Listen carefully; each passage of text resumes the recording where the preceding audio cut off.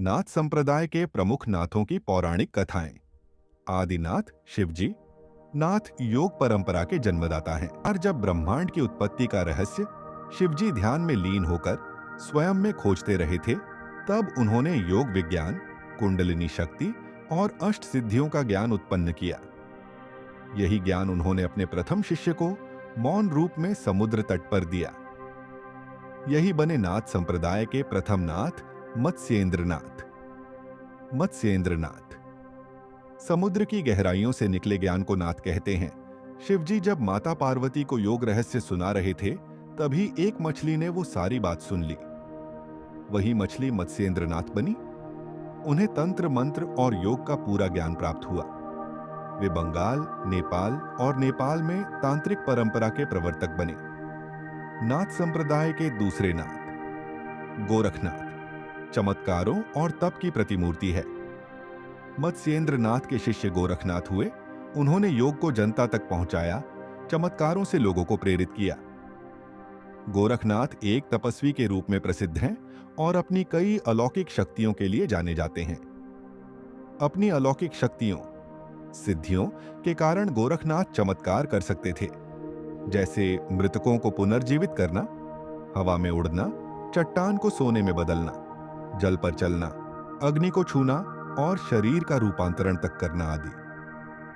नाथ संप्रदाय के तीसरे नाथ गहिनीनाथ, जो नवनाथ संप्रदाय के 9 महायोगियों में से एक हैं, एक ऐसे संत हैं जो नाथ संप्रदाय के गोरक्षनाथ के शिष्य हैं। उन्हें करभंजन नारायण का अवतार भी माना जाता है, जो नवनारायण में से एक हैं।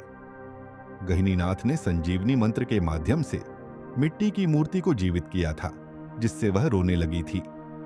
नाथ संप्रदाय के चौथे नाथ जालिंदरनाथ, जिन्हें जलंधर नाथ भी कहा जाता है, नाथ संप्रदाय के एक प्रमुख संत हैं और उन्हें नवनाथा में से एक माना जाता है।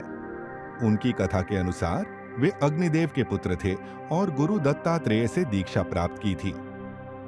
जालिंदरनाथ ने विभिन्न विद्याओं, मंत्रों और तंत्रों में महारत हासिल की थी और उन्हें अनेक सिद्धियों के लिए जाना जाता है।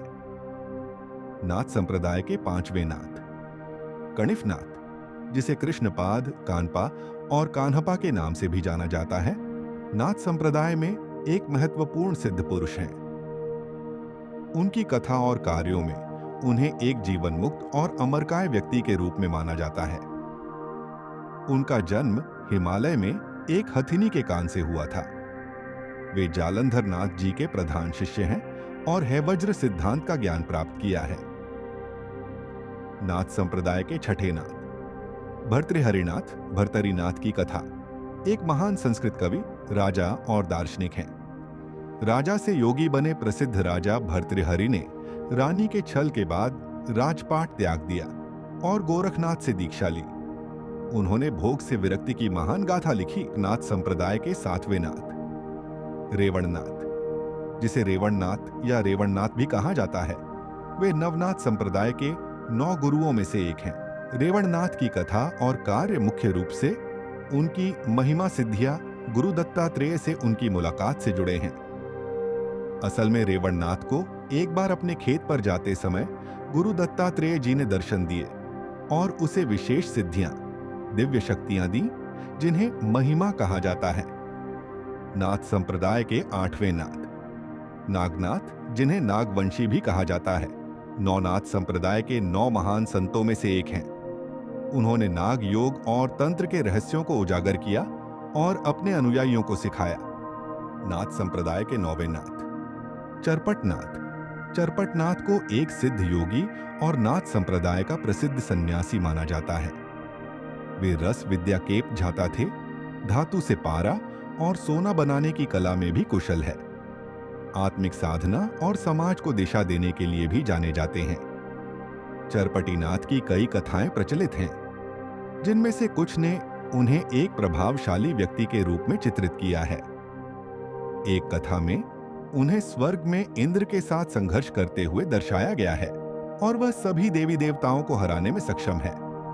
दोस्तों, यह कथा आपको पसंद आए तो कृपया हमारे चैनल प्राचीन रहस्य कथा को सब्सक्राइब करें, वीडियो को लाइक करें, शेयर करें। मिलते हैं अगली रहस्य कथा में। धन्यवाद।